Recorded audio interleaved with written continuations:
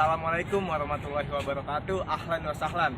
Jadi kita kali ini berada di Masjid Istiqlal, di mana masjid ini adalah masjid terbesar di Indonesia dan di Asia Tenggara. Masjid ini terletak di daerah Pasar Baru, tepatnya di Jalan Taman Wijaya Kusuma, Kecamatan Sawah Besar. Jadi udah pada mau tahu belum nih tentang sejarah Masjid Istiqlal? Ayo kita let's go. Oke, jadi di Masjid Istiqlal ini dia memiliki 7 pintu. Yang pertama ada Al-Ghafar, Al-Malik, Al-Jabar, Al-Aziz, Al-Fatah, Al-Mu'min, dan As-Salam. Jadi saya rekomendasikan untuk wisatawan yang menggunakan transportasi umum bisa melalui pintu As-Salam karena pintunya dekat dengan halte Juanda dan stasiun Juanda. Oke guys, jadi di sini kita mau bicara tentang sejarah Masjid Istiqlal. Awal Masjid Istiqlal ini berdiri sejak tahun 1963, tepatnya di zaman Presiden pertama yaitu ada Bapak Soekarno-Hatta. Masjid ini juga memiliki luas bangunan 24.200 meter persegi, memiliki daya tampung hingga 200.000 jamaah. Nama Masjid Istiqlal ini diambil dari kata bahasa Arab yang artinya merdeka atau bebas. Oke. Jadi ini ada mengapa Masjid Istiqlal ini dibangun di daerah Jakarta Pusat. Pada awalnya Presiden Soekarno-Hatta ini memilih lokasi Masjid Istiqlal ini di bekas benteng Frederik Hendrik yang terletak di Jalan Perwira, Jalan Veteran, Jalan Katedral, dan Jalan Lapangan Banteng. Nah, Masjid Istiqlal ini dirancang oleh Frederick Silaban, yaitu arsitektur yang beragama Kristen Protestan pada saat itu. Dan masjid ini berdampingan dengan gereja katedral yang melambangkan simbol toleransi antar umat agama di Indonesia. Pembangunan Masjid Istiqlal ini dimulai pada tahun 1961, ditandai dengan peletakan batu pertama oleh Bapak Presiden Soekarno. Namun pembangunan ini sempat berhenti karena gejala politik di Indonesia.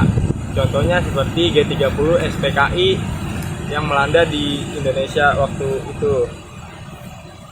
Dan pembangunan akhirnya selesai pada tahun 1978 dan diresmikan oleh Bapak Presiden Soeharto. Jadi di Masjid Istiqlal ini juga memiliki kubah yang sebesar 45 meter yang mengartikan bahwa Indonesia merdeka pada tahun 1945.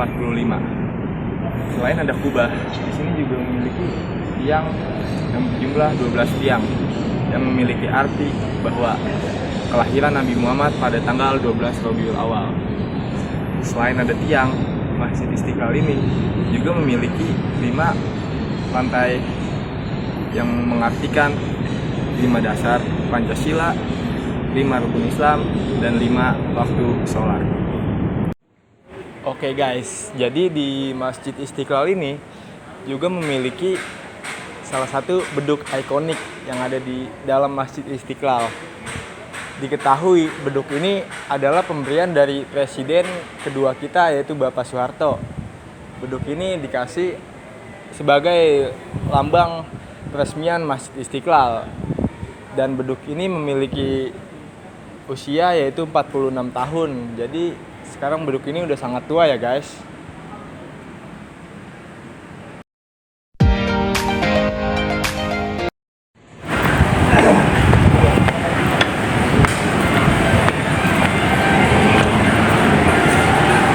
Nah, jadi di Masjid Istiqlal ini juga memiliki fasilitas seperti kantin atau kafe sebagai berikut. Jadi untuk para wisatawan dan jamaah jangan takut untuk kehausan karena masjid ini sudah memiliki fasilitas yang sangat memadai seperti berikut.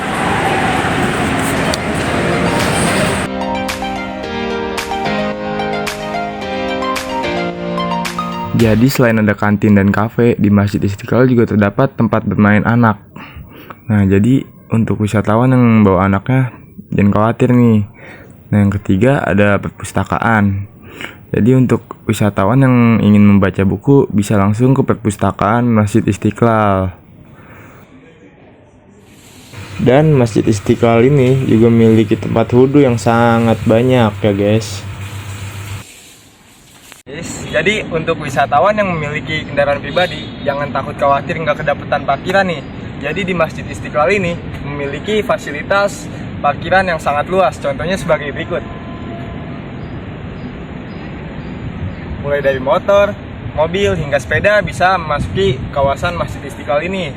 Untuk biaya tarifnya untuk roda 2 itu 2.000 per jam, untuk kendaraan roda 4 itu 5.000 per jam. Oke guys. Jadi selain buat tempat ibadah, di Masjid Istiqlal ini terdapat salah satu lembaga pendidikan. Contohnya seperti Madrasah Aliyah Istiqlal Jakarta.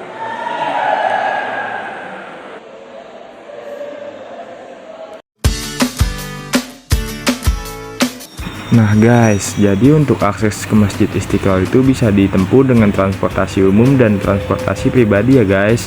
Jika ingin naik kereta, bisa turun di stasiun Juanda. Dan jika ingin menaiki busway, bisa turun di halte Juanda ya guys. Jika ingin menaiki transportasi pribadi, ketik aja di Google Maps Masjid Istiqlal ya guys. Nanti akan muncul dan ikutin aja petunjuknya. Oke. Guys, jadi kalian tahu nggak sih masjid ini dikelola oleh siapa? Jadi Masjid Istiqlal ini dikelola oleh Badan Pengurus Masjid Istiqlal atau yang biasa disebut BPMI. Jadi pada siang kali ini saya selaku mahasiswa dari Universitas Negeri Jakarta ingin mewawancarai tentang organisasi di Masjid Istiqlal ini. Di dalam destinasi ini apakah ada keberagaman pegawai, misalkan kayak suku, ras atau agama, dan bisa dijelaskan lebih lengkap? Ya, struktur atau para pegawai atau yang mengabdi di Masjid Istiqlal ini atau Badan Pengelola Masjid Istiqlal ini yang terdiri dari berbagai suku bangsa di tanah air.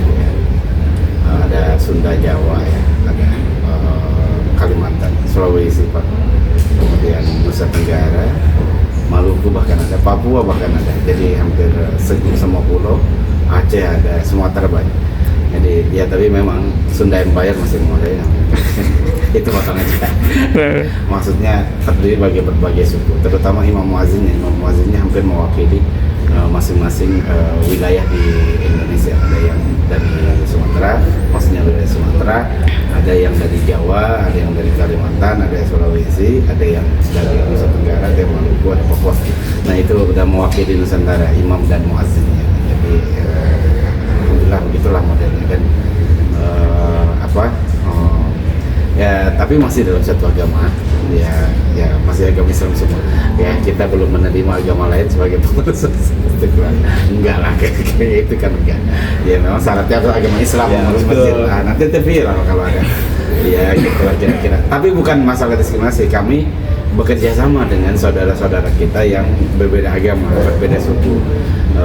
Misalnya berbeda agama lah ya. Kita untuk kegiatan, misalnya kegiatan sosial tadi, kegiatan sosial itu kita bekerja sama. Untuk kegiatan persatuan kebangsaan NKRI, ya itu kita juga bersama saudara-saudara kita yang berbeda agama, ya beda suku tentunya. Pokoknya kalau kebaikan atau bakti sosial itu ya tidak memandang agama, tidak memandang suku. Semua suku boleh, semua agama boleh, semua ras, ya, semua ras yang ada di Indonesia itu boleh bersama. Bisa juga dalam domestik kerjasamanya, artinya kerjasama dalam lingkungan orang Indonesia. Bisa juga kita bekerja sama dengan warga negara atau negara-negara lain, terutama kedutaan besar kedutaan besar. Nah, untuk pertanyaan selanjutnya ini, apakah ada perubahan yang terjadi di dalam destinasi Masjid Istiqlal ini, Pak? Bagaimana dampaknya bagi para staf? Perubahan apanya? Dampak bisa jadi dampak negatif atau positif. Maksudnya perubahan apa? Yang nanti maksud perubahan apa? Perubahan bangunan, perubahan manajemen, perubahan kepemimpinan nasional, perubahan menteri, perubahan presiden, perubahan apa? Perubahan struktur organisasi. Oh iya, tentu setiap tahun struktur organisasi apa namanya ada periodenya, periode kepemimpinan, periode organisasi. Ya tentu punya gaya tersendiri dan tentu pasti punya dampak ke apa namanya ke pegawai atau ke internal pegawai atau internal yang pengabdian di Masjid Istiqlal ini. Ya yang diharapkan tentu perubahannya adalah atau efeknya itu adalah positif, misalnya menyangkut kesejahteraan, menyangkut pelayanan kepada masyarakat bisa lebih baik. Itu yang selalu kita harapkan atau diusahakan setiap pergantian atau periodisasi kepemimpinan atau pertukaran pimpinan itu menuju yang lebih baik, menuju pelayanan yang bagus, menuju kesejahteraan yang baik bagi pegawainya, bagi merbotnya, bagi apa yang mengabdi di Masjid Istiqlal lah gitu. Paling utama adalah yang tentu supaya makin bagus pelayanannya, makin nyaman orang beribadah di Istiqlal, makin rindu atau pingin ke Istiqlal itu juga. Kan itu udah tujuan dari perubahannya. Ya. Nah ini ada nggak sih visi misi dari Masjid Istiqlal ini? Ada visi misi Istiqlal, ada lengkapnya di website, nanti bisa lihat. Tapi secara umum mungkin visi Istiqlal itu adalah menyuarakan atau menyebarkan pemahaman agama Islam yang moderat, pemahaman moderasi Islam. Jadi pemahamannya moderasi Islam, semua pemahaman dirangkul, diterima di Masjid Istiqlal gitu. Jadi kita tidak boleh ada pemahaman radikal. Nah misinya itu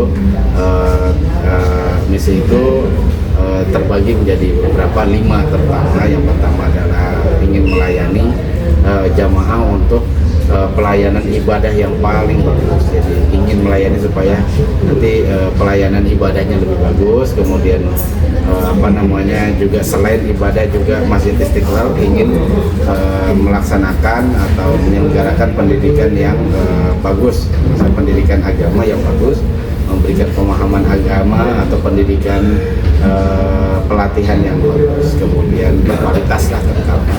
Kemudian melayani atau menjaga aset negara berupa masjid ini, aset umat Islam ini, kebanggaan Masjid Islam ini, supaya Masjid Istiqlal ini tetap bersih, tetap nyaman, aman, tertib di lingkungan Masjid Istiqlal. Nah ini tugas-tugas misi dari Masjid Istiqlal. Dan yang terakhir itu selanjutnya itu adalah misinya adalah untuk memberikan manfaat kepada masyarakat banyak, tidak mengenal agama, suku dan ras, terutama dalam sosial kemasyarakatan, pemberdayaan umat dan lain-lain. Dan terakhir adalah melaksanakan manajemen masjid yang bagus, yang akuntabel dan lain-lain sesuai dengan manajemen modern. Ya, supaya nanti Masjid Istiqlal ini menjadi contoh manajemen pengelolaan masjid yang kalau untuk dari jangka pendek atau jangka panjangnya dari destinasi ini ada nggak sih Pak? Ya tentu ada ada target lah ya, target jangka panjang, target jangka pendek. Target jangka panjang itu ya pokoknya ingin supaya Masjid Istiqlal ini dikunjungi banyak orang, baik untuk beribadah maupun untuk destinasi wisata untuk bisa mengembangkan bahwa memberikan pemahaman inilah Islam itu yang ramah, yang baik dan terbuka untuk umum. Masjid ini ya tidak boleh ada kekhawatiran masuk masjid, ya siapa orang aja boleh masuk masjid. Yang penting dia melakukan hal-hal baik di sini. Ya utamanya adalah ibadah, tentu yang muslim. Kalau yang non muslim dia bisa berkunjung, dia melihat-lihat Masjid Istiqlal dan bisa mendapatkan pemahaman bahwa Masjid Istiqlal ini menjaga toleransi, contoh toleransi bagi Indonesia.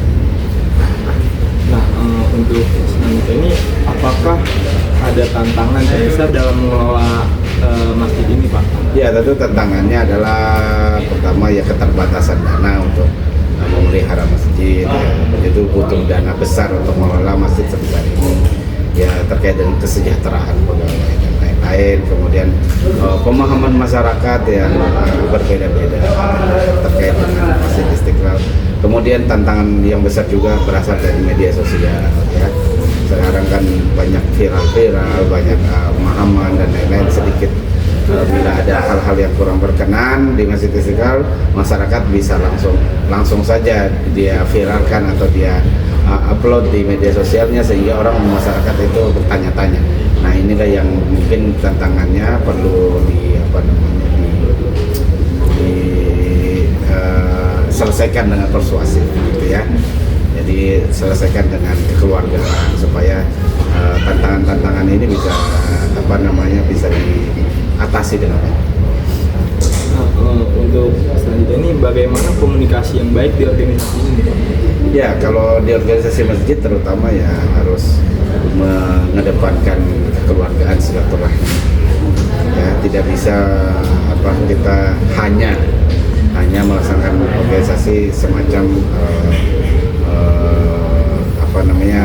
organisasi di luar masjid yang ya tidak ada unsur-unsur agamanya. Nah, sedikit tidak karena ini masjid ya tentu ada urusan-urusan agama yang diurus itu dengan kekeluargaan satu dasarnya adalah dasar pemahaman agama yang baik gitu.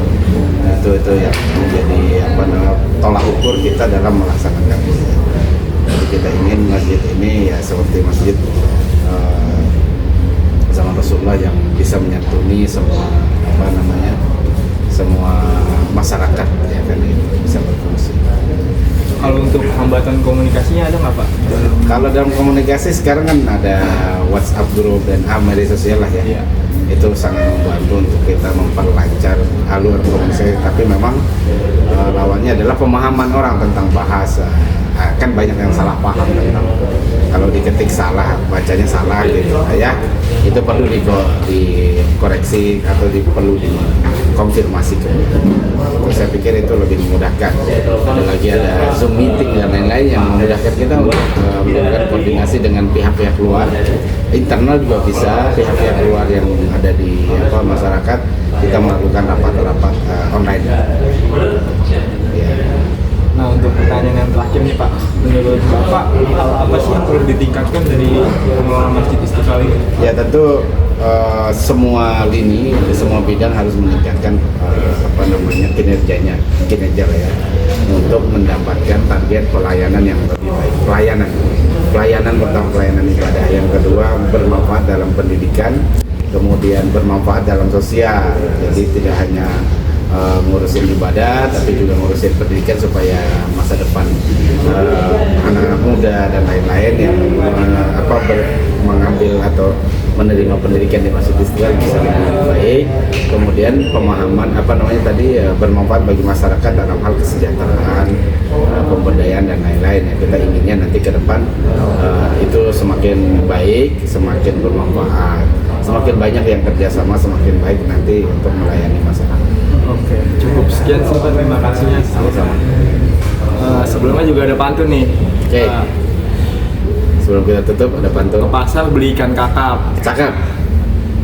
pulangnya ke Rawabatu. Ya, bagus. Artinya Sekian dan mohon maaf. Wabillahi taufiq wal hidayah. Wassalamualaikum warahmatullahi wabarakatuh. Waalaikumsalam warahmatullahi wabarakatuh. Cakep. Guys, jadi yang sudah saya berikan informasi tentang Masjid Istiqlal tadi, apakah Anda sudah tertarik dengan Masjid Istiqlal? Jika sudah tertarik, ingatlah setiap langkah kecil menuju lebih dekat dengan tujuan. Jadi kapan Anda berkunjung ke Masjid Istiqlal?